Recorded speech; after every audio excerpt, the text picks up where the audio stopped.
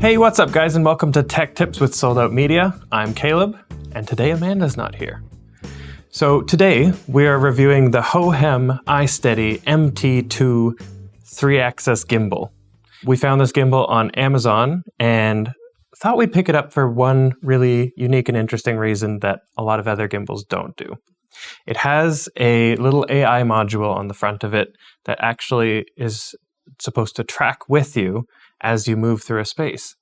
So we've got a few tests that we're going to run out in the field and also some in the studio and see how it goes. And then we'll come back here for our final thoughts. The Hohem iSteady MT2 is a 3-axis gimbal weighing 653 grams. It's made of aircraft-grade aluminum and high-performance composites. Has a payload of 1.2 kilograms or 2 pounds. The pan has a 360-degree infinite rotation.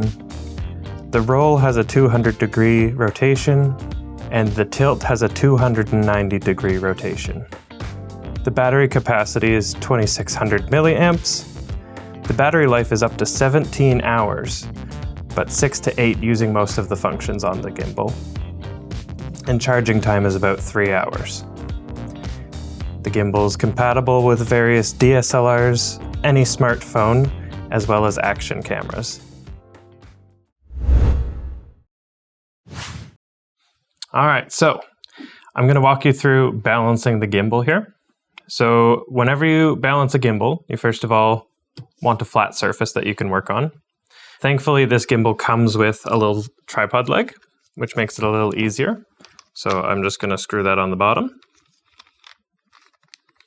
And then what you want to start with is you want all your axes locked. There's 1, there's 2, and then there's 3. So you want to make sure those are all locked before you start balancing. And then with this guy, it comes with this plate. And this is a cool part because you can determine whether or not you want horizontal or vertical shooting. You can do both with this mount. We'll start by putting the quick release plate on our camera and then sliding it into this quick release system here. And then we're going to put it roughly where we want it and lock it down for now. We're going to put this onto the gimbal, slide it into position, and then just lock it there. Next up, we're going to unlock our first axes. So as you can see, that swung all the way around. So that is clearly not balanced. So we're going to take this switch on the back, and slide that. Try and get to the point where we're kind of neutrally balanced. That's a decent start. Next up, let's lock that one in place. And we can lock it sideways like this for when we're adjusting this axis. And so, as we can see, that just kind of falls down like that, which is not what we want. Still sliding back. There we go. That seems pretty close.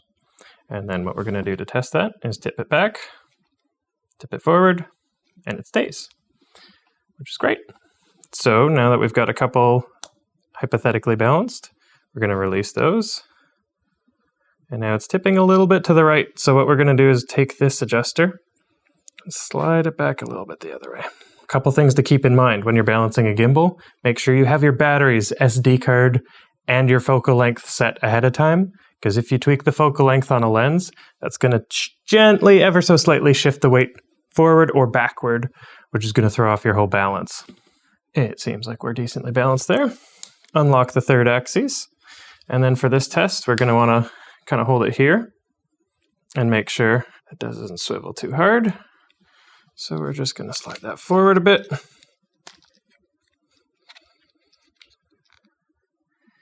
And then the goal is to keep it does it kind of float loosely even before it's turned on, which in my mind, that seems decently balanced. So then we're going to take this guy and we are going to turn it on. And for this particular gimbal, you just hold the power button and then it's going to turn itself on. And since we already calibrated it earlier, that's all good to go. So now it's decently set, and you're good to go. All right, I'm in the studio and we are going to set up the new gimbal. So I've got my Sony a7S II here with a 24 to 240. See if we can balance that boy. It's pretty front heavy, but it'll be a good challenge for it to see if it'll work. And then I'll also try mounting the iPhone on it. So we're going to do some photos and video of a house. So we're going to set it up and let's see where we get. All right, so we've got it on its stand here, and we've got a couple of the little accessories here that come in the box. It comes with an iPhone mount, which I really, really like and appreciate, and it's also, the quality overall is fantastic. It's mostly metal with only little pieces of plastic here and there, such as the feet and the grip, but for the most part, lots and lots of metal, which I like to see. It comes with this bracket here and the tripod plate. And so if we just slide that in there, press the button on the end, and then we can adjust that as so. But the cool thing is this bracket here, and the reason why it exists is because you can mount a camera vertically on it or horizontally with just what comes with it. There's two little screws on the bottom you're going to want to loosen to slide this piece in, and then it's just going to sit like so once it's adjusted. Really cool addition is this little guy that's just magnetically chilling here. You get your own tripod screw adjuster just attached with it, so then you can just go ahead and loosen and tighten everything without needing to carry one around in your pocket or tech pouch, which I find is amazing. All right, I'll get this all together and show you the results. All right, so I got it all together and balanced. So as you can see here, the A7S is about as far back as it can while being secured on the plate properly, and I don't want to move it too much further back than that. So it's definitely designed for smaller cameras. The A7S is obviously not a big camera, but even with a heavier lens on the front, it's a bit of a challenge, but it should be fine once we boot it all up. So let's just hold the power button and give it a go. Not gonna lie, moderately impressed with it. So I'm going to switch over to the iPhone and use that for a bit of the demonstration today.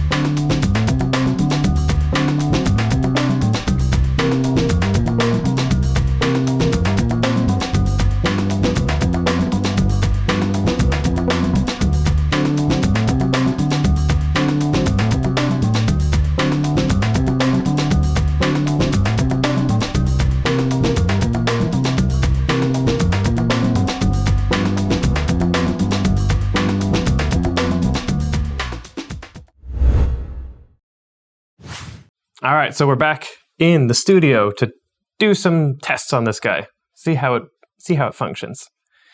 So if I flip this guy around, you can see we've got a little OLED display here, which shows the mode you're in as well as some of the other functions.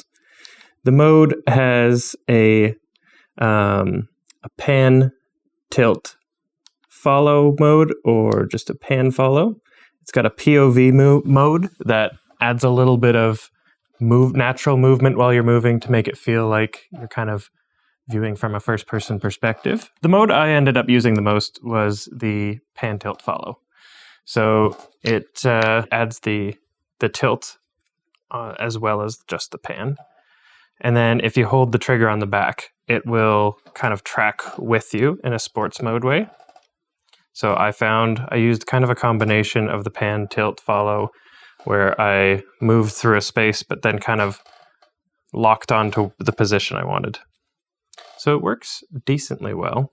I kind of limited the amount of tilting I was doing with the gimbal to more downward movements rather than upward movements, as it was struggling with the payload that I put on it. The one challenge I found with the iPhone, and one of the things it doesn't tell you in the quick start guide, is how to recalibrate it if the auto calibration has an issue.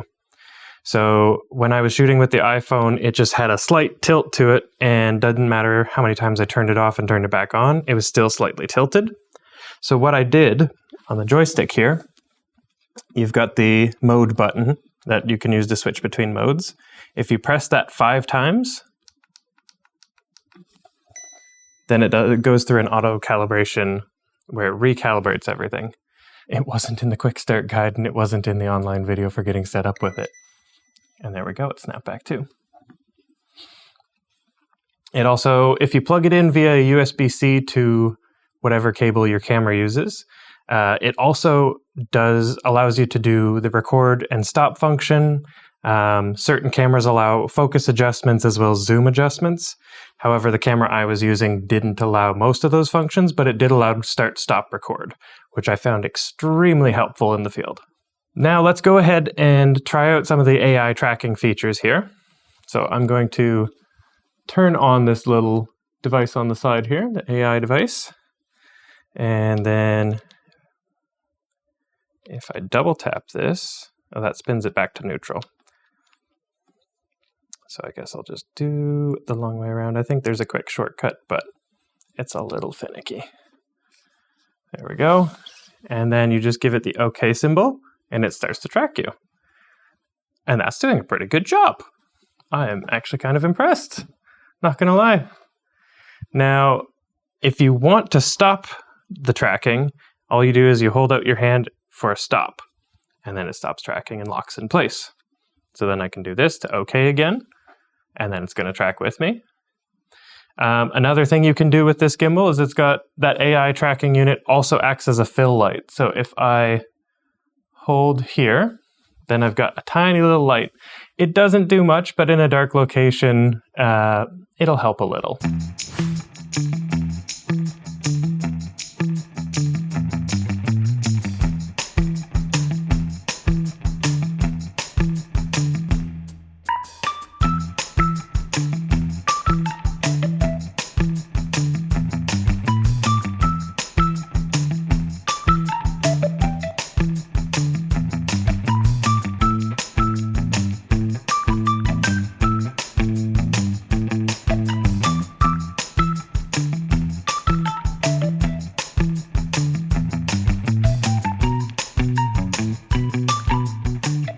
All right, so final thoughts on this gimbal. Overall, I really liked it. It was a little tricky to get all the functions working the way I wanted and intended them to. So it took a little bit of digging into a manual that wasn't super well laid out. However, once I got going with it and got it all balanced and made sure it was a camera that was applicable to the payload, I liked it. It was a good gimbal. Now, if you're shooting something by yourself and you don't have a gimbal operator, but you want something steady to track you, this would honestly be, I'd recommend it. I'd say that would be a good option. The AI tracking, while needing a little bit of tweaking as far as how you're framing stuff, I found it tracked really, really nicely. It's a bit of a niche thing. I wouldn't say that all gimbal operators really need that. If you're just looking to have a gimbal that you're going to use with a DSLR or a small smartphone, I might look at some of DJI's offerings, as they've got similarly priced gimbals with a higher payload and a bit more reliability and functionality. However, if you're looking at shooting something by yourself and you need that AI tracking, this is a good bang for your buck. I had no real major complaints with it. So that's been it. Hope you enjoyed. Make sure you like and subscribe and follow us for more. And we'll see you in the next one.